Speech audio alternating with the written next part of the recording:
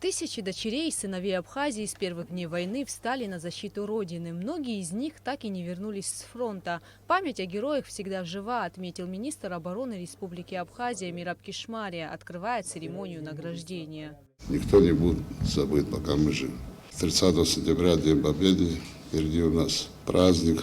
Многие будут отмечать, мы будем чтить память. Огромное вам спасибо, что вы есть. В зале Министерства обороны собрались ветераны, а также родные и близкие героически сражавшихся в Отечественной войне народа Абхазии и воинов.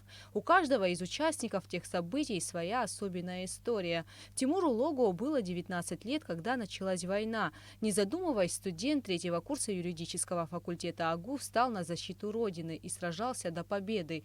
После войны Тимур создал семью. К сожалению, в 2012 году он ушел из жизни. И сегодня медаль за мужество и героизм отца, проявленный в боях за свободу Абхазии, получает дочь героя. Родные Тимура вспоминают его как ответственного, скромного и отзывчивого человека.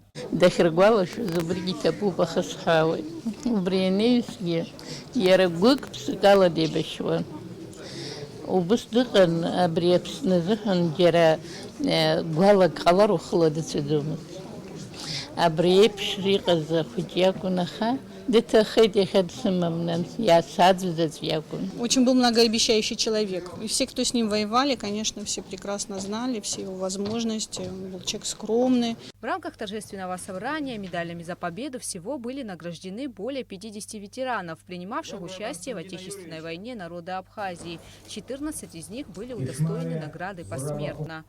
Гугут Савардания, Алексея Гухава, Абхазское телевидение.